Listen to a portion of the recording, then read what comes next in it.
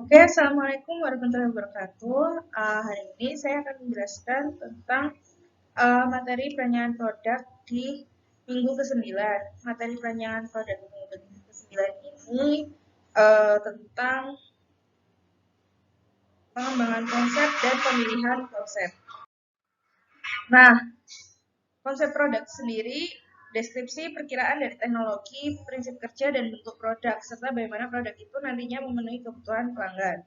Nah, sebuah konsep produk biasanya diekspresikan sebagai sketsa atau model 3 dimensi dan sering disertai dengan deskripsi tekstual singkat. Konsep yang bagus kadang-kadang diterapkan dengan buruk dalam fase pengembangan. Tapi konsep yang buruk jarang dapat dimanipulasi untuk mencapai kesuksesan komersial. Nah, pembuatan konsep ini relatif murah biayanya dan dapat dilakukan dengan relatif cepat sebagai perbandingan ke proses pengembangan lainnya. Misalnya, generalisasi konsep biasanya menghabiskan kurang dari 5% anggaran dan 15% waktu pembangunan. Nah,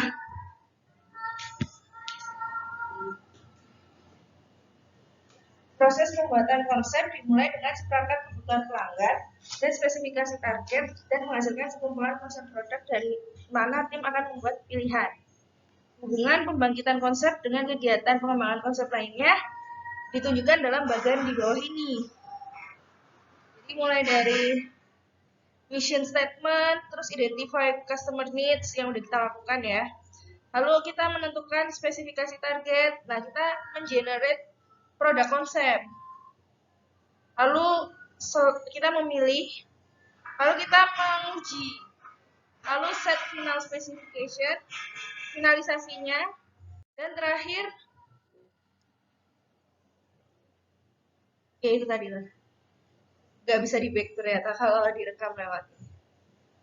Nah, ini 5 metode, 5 step sih lebih tepatnya, 5 step untuk konsep generation, pengembangan konsep. Yang pertama ada clarify the problem, lalu searching baik eksternal maupun internal. Search eksternal ini bisa menggunakan lead user, expert, patent, literatur, benchmarking yang sudah kita lakukan ya di minggu lalu. Kalau internal kita diskusi, baik diskusi individually maupun group. Nah, lalu kita melakukan explore systematically. Lalu kita reflect on the solution and the process. Nah ini, clarify the problem, yaitu step pertama dimulai dari mengembangkan pemahaman umum dan kemudian memecahkan masalah, kemudian turun menjadi subproblem jika perlu ya. Langkah-langkahnya adalah jabarkan fungsi dan tujuan produk. Misal kita mau membuat meja ya, dijabarkan mejanya ini fungsinya sebagai apa, tujuan kita bikin meja itu untuk apa, terus mejanya ini kira-kira ditujukan untuk siapa, untuk anak kecil kah, atau untuk remaja, atau dewasa, atau orang tua. Kalau fungsi itu, misal meja ruang tamu, meja ruang belajar, lalu kita identify customer needs-nya. Nah, lalu kita decompose a complex problem into simpler sub problem. Jadi kita memisahkan problem-problem yang terlihat kompleks menjadi lebih simpel, kayak dipecah-pecah gitu loh. Kayak misal desain produk yang rumit seperti mesin fotokopi dianggap sebagai kumpulan desain yang lebih terfokus. Misalnya fotokopi bagian penanganan dokumennya, lalu ada desain pengumpahan kertasnya, ada desain perangkat percetakan, desain perangkat penangkap gambar. Jadi kayak apa modularnya gitu loh. Kayak misal kipas angin ada desain untuk cetekannya, terus ada desain untuk baling-balingnya, desain arus listriknya, dan lain sebagainya. Tapi ada kasus yang nggak bisa dibagi. Contohnya penjepit kertas. Ya, penjepit kertas kan cuma kecil satu. Ya udah, yang penting dia bisa menjepit gitu doang.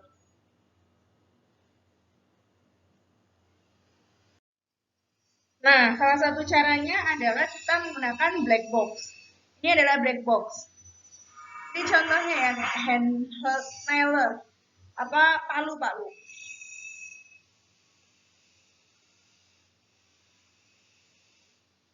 Jadi ini ada input, ada black box, ada output. Ini kan banyak ya. Akhirnya dia dipecah dari masalah energi. Store or accept external energy. Lalu convert energy to translasi, energi translasi. Terus apply translasi energi ke paku. Lalu bisa menggerakkan paku kan, cetok gitu. Terus ada inputnya, ada paku. Pakunya sendiri kita menempatkan paku. Lalu kita menekan paku kan, menahan paku. Terus strip of tool, sense strip, trigger trip, dan lain sebagainya. Ini adalah alirannya. Kalau yang titik-titik itu adalah garis putus-putus itu adalah aliran informasi, sedangkan ini aliran energi. Perhatikan bahwa pada tahap ini tujuannya adalah untuk mendeskripsikan elemen fungsional produk tanpa menyiratkan prinsip kerja teknologi tertentu untuk konsep produk.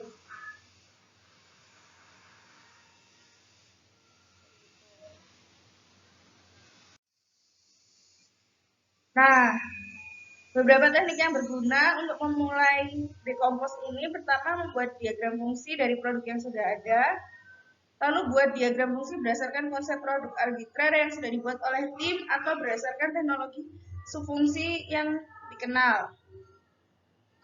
Bentar ya.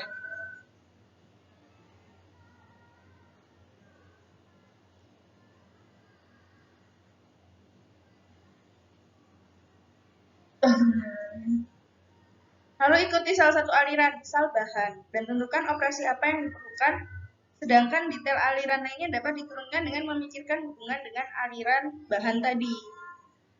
Perhatikan bahwa diagram fungsi biasanya tidak unik. Secara khusus, fungsi bisa sering diurutkan dengan cara yang berbeda untuk menghasilkan diagram fungsi yang berbeda.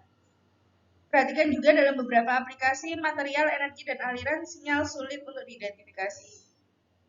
Dekomposisi fungsional dapat diterapkan pada produk teknis, tetapi bisa juga diterapkan pada produk sederhana dan tampak non-teknis seperti sendok es krim yang memiliki aliran material es krim yang dapat dipisahkan menjadi dibentuk, diangkut, dan disimpan.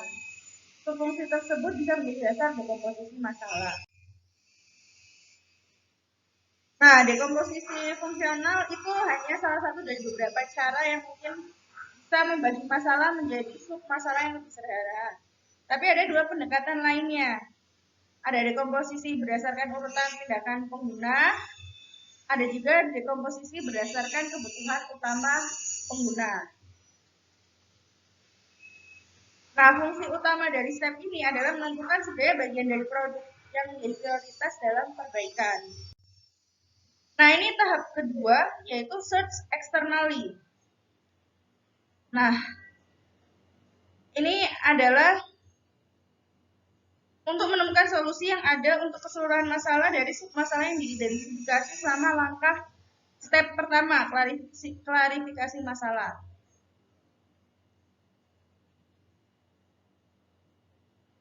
Kayak gitu. Jadi kita search eksternal gitu loh, dari sumber-sumber eksternal. Contohnya wawancara pengguna, konsultasi ahli, kita cari patennya, kita cari literatur terkait produk kita, dan kita benchmarking dengan produk-produk kompetitor kayak gitu. Nah, pencarian solusi eksternal pada dasarnya itu adalah pengumpulan informasi. Terlalu banyak dari salah satu pendekatan akan membuat pencarian eksternal tidak efisien. Jadi kalian pilih salah satu aja. Ya nggak salah satu sih, kalian pilih secukupnya, tapi tidak perlu dicoba semua. Misal kalian butuhnya benchmarking sama customer VOC aja, cari VOC customer reach, ya udah kalian hanya perlu wawancara pengguna dan benchmarking. Nah, berikutnya ada, ini sebenarnya tahap yang barengan ya, search eksternal dan search internal, sama-sama tahap kedua. Bisa dilakukan secara paralel. Search internal, pencarian internal adalah penggunaan pengetahuan dan kreativitas pribadi dan tim untuk menghasilkan konsep solusi atau sering disebut brainstorming. Dan sebagian besar didasarkan pada kreativitas metode yang dikembangkan oleh Osborne di tahun 1940-an. Jenis pencarian ini bersifat internal dalam semua ide yang muncul dari langkah ini tercipta dari pengetahuan yang sudah dimiliki tim. Kegiatan ini mungkin yang paling terbuka dan kreatif dari tugas apapun dalam pengembangan produk. Proses ini bisa dilakukan oleh individu ataupun sekelompok orang. Nah, 5 pedoman yang berguna untuk meningkatkan pencarian internal. Menunda keputusan. Jadi kalian tuh jangan terburu-buru membuat keputusan. Kayak harus diputuskan saat ini juga. Padahal mungkin saat ini bukan waktu yang tepat. Kalian harus mencoba explore lagi baik internal maupun eksternal. Lalu kalian perlu untuk menghasilkan banyak ide. Bahkan ide-ide yang menurut kalian nggak mungkin pun harus tetap kalian sampaikan, harus kalian jabarkan gitu loh. Karena bisa jadi justru ide-ide yang menurut kalian nggak mungkin itu adalah sesuatu yang mungkin. Jadi bisa jadi inovasi. Kayak contohnya 3M. 3M itu kan sebenarnya perusahaan perekat kan awalnya kayak perusahaan lem gitu. Tapi ternyata ada salah satu pegawainya itu yang gagal membuat perekat. Kayak perekatnya itu tidak sempurna. Terus apakah itu menjadi ide yang gagal? Enggak. Ternyata itu adalah awal mula dari pembuatan sticky notes. Kayak gitu. Oh, sticky notes itu kan memang butuh perekat tapi yang temporer. Hanya sementara. Jadi nggak boleh yang terlalu rekat. Kayak misal kayak kaca film. Kalau kaca film kan apa film buat kaca mobil kan memang harus rekat banget. Nah, tapi ternyata produk gagalnya pun bisa jadi perekatnya itu bisa jadi sticky notes kayak gitu. Kayak nggak mungkin dipakai. Tapi kalau kita bisa explore sebenarnya ini bisa buat apa ya produk gagal ini, ternyata bisa jadi barang yang bernilai jual tinggi si sticky notes tadi. Gitu. Jadi kita harus menyambut ide-ide yang mungkin nggak mungkin dilakukan, yang nampaknya nggak mungkin dilakukan, padahal sebenarnya kalau kita explore lebih dalam bisa jadi itu dilakukan. Lalu buat banyak sketsa dan bangun model 3D-nya. Karena dengan kita membuat prototyping 3D, kita bisa lebih terbayang oh, produknya nanti akan jadi seperti ini dan lain sebagainya. Nah, ini contoh hasil pencarian solusi internal dan eksternal yang dilakukan oleh si Naylor, Palu, Handheld Naylor. Nah, ini tahap keempat, yaitu explore systematically. Ditujukan untuk menavigasi ruang kemungkinan dengan mengatur dan mensintesis fragmen solusi. Satu pendekatan untuk mengatur dan mensintesis fragmen ini akan mempertimbangkan semua kombinasi yang mungkin dari fragmen yang terkait dengan setiap submasalah. Namun aritmatika kecil mengungkapkan ketidakmungkinan pendekatan ini. Jadi apa ya, kita menjabarkan masing-masing kemungkinan-kemungkinan yang sudah kita cari dari tahap internal maupun eksternal.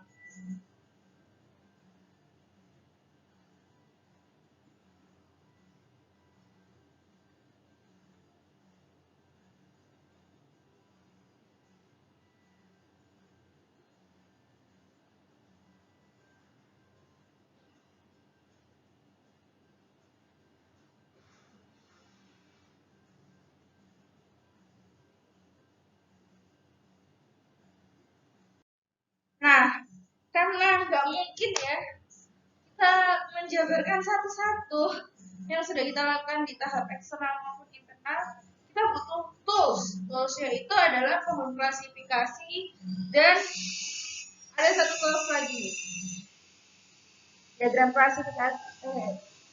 Jadi pohon klasifikasi dulu aja ya. Pohon klasifikasi konsep digunakan untuk membagi seluruh ruang solusi yang memungkinkan beberapa kelas berbeda yang akan memfasilitasi perbandingan dan pemangkasan. Pohon klasifikasi memberikan setidaknya 4 manfaat penting, yaitu pemangkasan cabang yang kurang menjanjikan, identifikasi pendekatan independen terhadap masalah, pemaparan penekanan yang tidak tepat pada cabang tertentu, penyempurnaan dekomposisi masalah untuk cabang tertentu. Ini contoh pohon klasifikasi ya. Ini untuk masalah store atau accept energy. Jadi ada secara chemical, pneumatic, hydraulic, electrical, nuclear. Untuk kasus Naylor tadi. Nah, yang ini tools kedua adalah konsep combination table. Pohon klasifikasi konsep digunakan untuk Membagi seluruh ruang solusi yang memungkinkan beberapa kelas berbeda yang akan memfasilitasi perbandingan dan pemangkasan. Klasifikasi memberikan setidaknya 4 manfaat penting. Pemangkasan cabang yang kurang menjanjikan, identifikasi pendekatan independen terhadap masalah, pemaparan penekanan yang tidak tepat pada cabang tertentu, penyempurnaan dekomposisi masalah untuk cabang tertentu. Nah ini konsep combination table. Jadi kalau tadi itu kan pohon klasifikasi itu semacam apa ya namanya? Pohon faktor. Jadi dipecah lagi kayak misal kalau kalian dulu statistik atau probabilitas kan ada kayak bagian gitu kan. Nah kalau ini tuh gabungan gitu loh, pertama bagian convert energi dulu, lalu akumulasi energi, baru apply energi ke paku. Nah nanti ini dihubung-hubungkan, contohnya kayak gini, convertnya pakai solenoid, akumulasinya pakai spring, apply transactionalnya pakai multiple impact kayak gitu. Pokoknya dicoba-coba gitu loh. Kalau ini jadi banyak konsep kan. Ini aja udah jadi banyak konsep sendiri. Tapi pemilih kombinasi fragmen tidak secara spontan menghasilkan solusi untuk keseluruhan masalah. Kombinasi ini harus dikembangkan dan disempurnakan sebelum solusi terintegrasi muncul. Nah, ini langkah refleksi ya. Apakah tim sedang mengembangkan keyakinan bahwa solusi telah dieksplorasi semuanya, bahkan termasuk solusi-solusi yang nampak tidak mungkin? Lalu sebenarnya ada nggak sih diagram alternatif atau solusi-solusi alternatif yang belum terpikirkan? Apakah sumber eksternal telah diupayakan secara menyeluruh? Apakah gagasan dari setiap orang telah diterima dan diintegrasikan dalam proses? Nah, kalau sudah kita mengembangkan konsep, menjabarkan masalah, menentukan ruang-ruang solusi, menjadi konsep ruang solusi itu menjadi beberapa konsep ya. Misal 6 atau 7, kita memilih konsep produknya. Kayak gitu. Ini beberapa metodenya. Proses pemilihan konsep yang terstruktur dapat membantu mempertahankan objektivitas dan mengarahkan tim melalui proses yang kritis, sulit, dan emosional. Proses pemilihan yang terstruktur bermanfaat dalam menghasilkan produk yang fokus pada pelanggan dan memiliki desain yang kompetitif. Koordinasi produk proses yang lebih baik, mengurangi waktu menuju peluncuran produk, mengefektifkan pengambilan keputusan, dan mendokumentasikan proses keputusan. Nah, salah satu metodenya itu ada namanya metode Cook yang diperkenalkan oleh Stuart Cook pada 1980-an. Ini tahap penyaringan konsep menggunakan matriks Cook. Pertama, persiapkan matriksnya dulu, beri nilai, beri peringkat, kombinasikan atau kembangkan, lalu pilih satu atau lebih konsep. Nah, ini matriks Cook. Jadi ini ternyata untuk si Naylor itu ada 7 konsep. Nah, ini 7 konsep, terus ini selection kriterianya. Terus ini ada 0, positif, negatif. Positif itu jika dia memang baik nilainya, 0 itu kalau just so. Negatif itu kalau memang kurang. Nanti di jumlah positifnya berapa, nolnya berapa, negatifnya berapa untuk masing-masing kriteria. Terus nanti positifnya dikali 1, ditambah nolnya itu dikali 0, dan negatifnya dikali minus 1.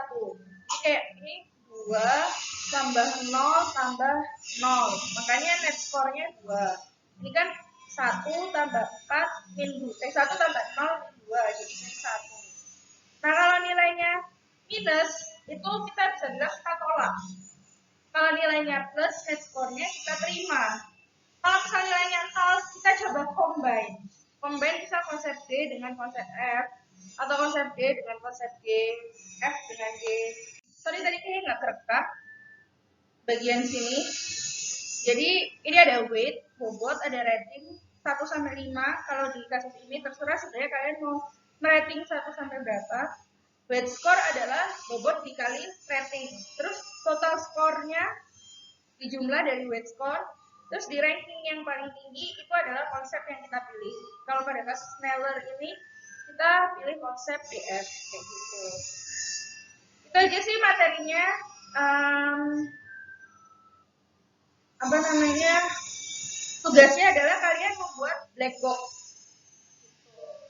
Jadi kalian bagi aja alirannya, mulai dari tadi kan contohnya ada aliran, kalian bagi berdasarkan contoh aja sih, aliran bahan, aliran energi, sama satu lagi tadi aliran apa ya? Tuh kalian bagi berdasarkan 3 itu aja, kalian jabarkan di dalamnya produk yang kalian pilih pada tugas-tugas sebelumnya. Kalau garisnya nyambung itu aliran proses, kalau garisnya putus-putus adalah aliran informasi. Nanti akan saya tunjukkan di e-learning contoh dari matriks black box yang lain. Itu aja sih tugasnya, nanti dipresentasikan di hari Kamis saat kuliah. Terima kasih. Terima kasih atas partisipasinya. Sekian materi minggu ke-9 ini. Kalau ada pertanyaan, jangan sungkan bertanya, baik di kelas maupun di grup chat. Terima kasih, tetap jaga semangat, jaga kesehatan. Mohon maaf kalau ada kekurangan. Assalamualaikum warahmatullahi wabarakatuh.